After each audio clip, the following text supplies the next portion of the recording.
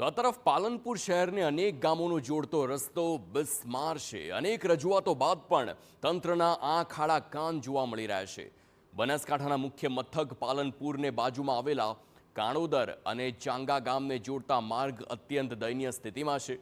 કેટલાય વર્ષોથી આ રોડ બિસ્માર હાલતમાં હોવા છતાં તંત્રની નજર આ રોડ પર જાણે પડતી જ ન હોય તેમ લાગી રહ્યું છે.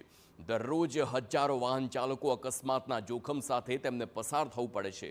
સ્કૂલના વિદ્યાર્થીઓ, સગર્ભા સહિતના રાહદારીઓને પણ ભારે હાલાકીનો સામનો કરવો પડી રહ્યો છે. સ્થાનિકોનું કહેવું છે કે અનેક વખત રજૂઆત કરવામાં આવી તેમ છતાં તંત્ર સમસ્યાને લઈને આંખ આડા કાન કરી રહ્યું છે. તેવો સીધો જ આક્ષેપ તંત્ર પર, અને આ દ્રશ્યો તેની સાક્ષી. તો આ રોડ 5 વર્ષ અગાઉ બનાવાયો હતો, પરંતુ ત્યારબાદ કોઈ સમારકામ ન થતા રોડ પર ખાડાનું સામ્રાજ્ય છે. તંત્રની બેદરકારીના કારણે લોકોને મુશ્કેલીઓ પડી રહી છે. સ્કૂલ જતા બાળકોને બસ સુધી ઉપલબ્ધ થતી નથી, અને આ બાબતે માર્ગ અને મકાન વિભાગના અધિકારીનું કહેવું છે કે રોડ મંજૂર થઈ ગયો છે અને ટૂંક જ સમયમાં રોડનું કામ શરૂ થવાનું છે. આજથી 3 વર્ષ સુધી આ રોડ હજી પણ કોઈ બનેલ નથી. વારંવાર એક્સિડન્ટનો ભય બને છે. રોડના ખાડા બહુ ખરાબ છે અને ચાંગા રોડમાં અતિશય વધારે ખરાબ છે.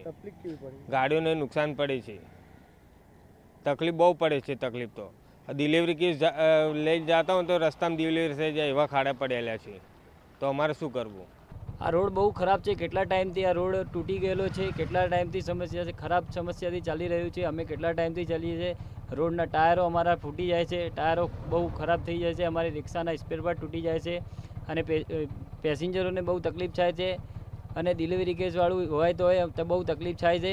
કાણોદર ચાંગા મહેતા રોડ MDR કક્ષાનો 9.8 કિલોમીટરનો રસ્તો છે, જેના પર રીસર્ફેસિંગની કામગીરી મંજૂર થઈ ગયેલ છે.